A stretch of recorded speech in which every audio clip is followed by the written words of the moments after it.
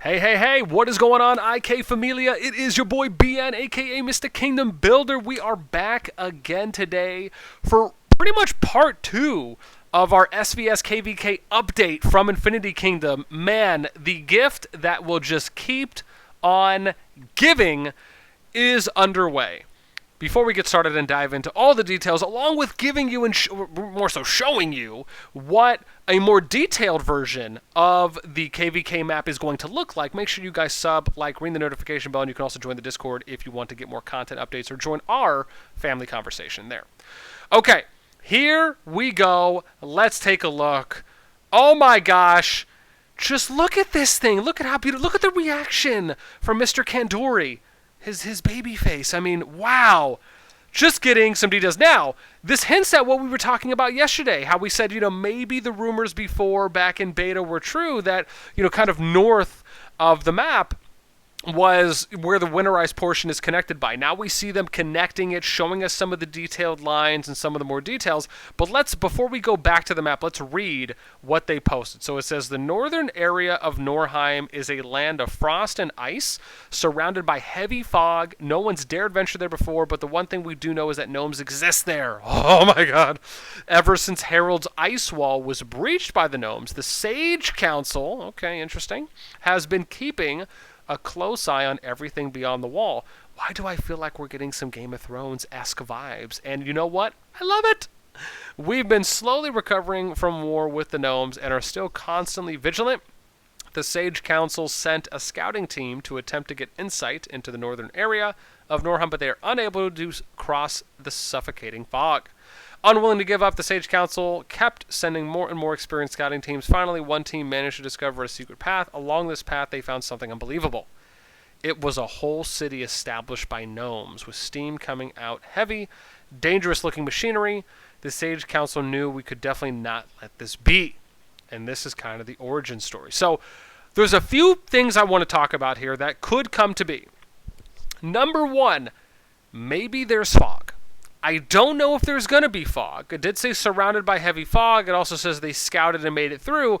But just the mention of fog has to make you think, okay, maybe there's fog. Maybe they're going to add an element where the scouts have to unfog. Now, we haven't really seen this happen in any of the from the KvKs or SVSs I've played and other Kingdom Builders. So, again, I don't think that that's a high percentage chance that'll happen.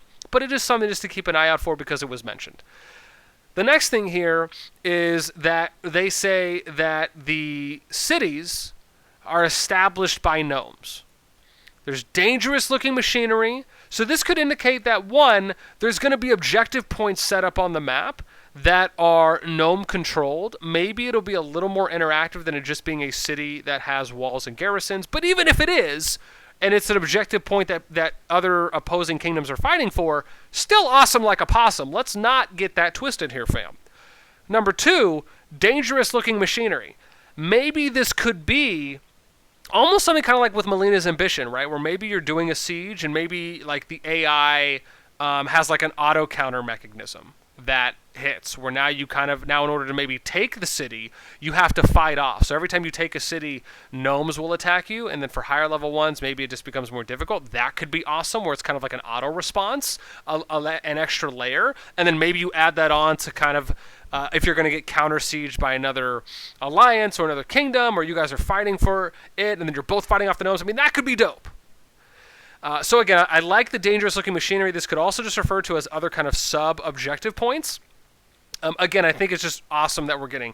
I love the fact that it's a snowy map. I know I talked about this in the previous video, but I am a big fan of that the map is just snow. And if they kind of go with these theme types, right, whether it's seasonal or just terrain-based, I love it. I'm completely just mouth-watering.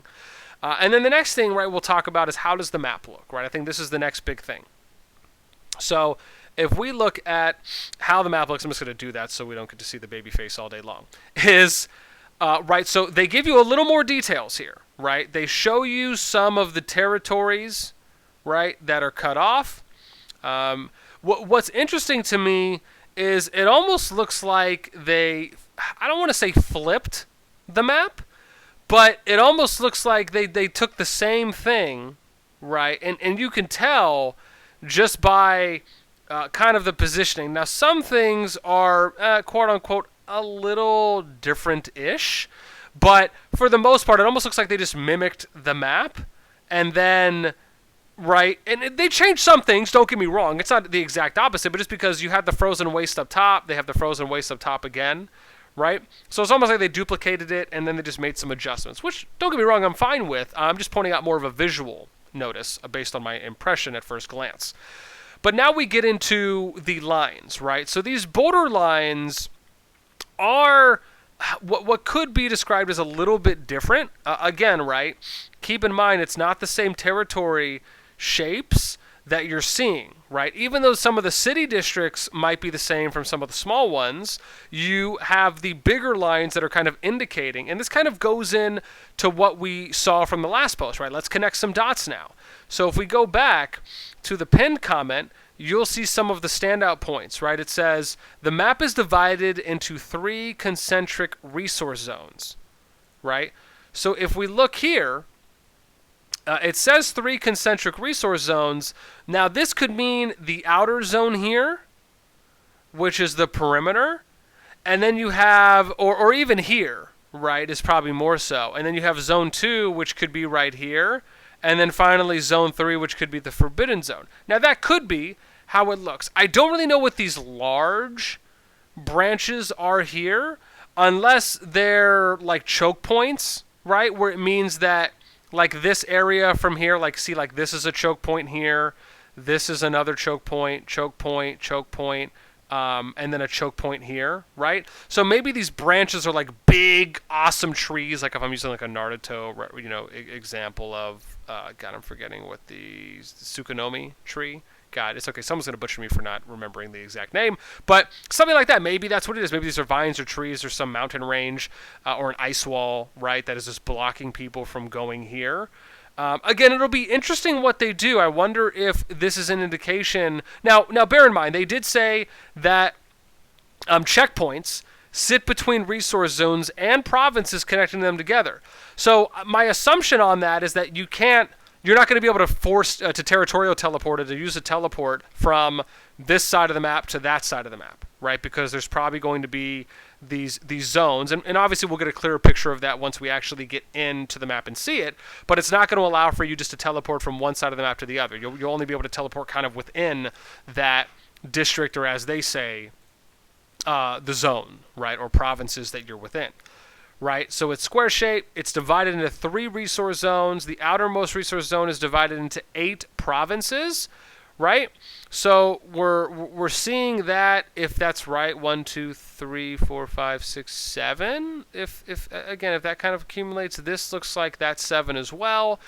So again, unless they're referring to just the outermost, like this would be 1, 2, 3, 4, 5, 6. 7, 8. Okay, maybe if that's what they're referring to, we'll have to see. Again, I don't know if the lines are as clear based on the language, but again, I still love the fact that they're adding in some kind of a gating mechanism, to not allowing for players just to do a free-for-all around the map, again, because that's basically what you get when you land in your home kingdom. So I like that they're limiting where you can go initially, because it also opens the door for having those types of fights.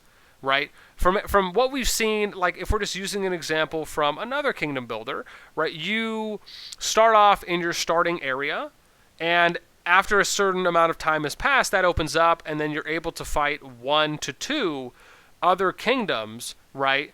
And then once the next zone opens, you can now get access to more kingdoms. So we'll have to see how they do it here, but I at least like the fact that they're doing it in stages, right? Regardless if you are immediately going to get access to other kingdoms to fight them right off the bat, or if that'll come after a certain window, right, or timeline has been met.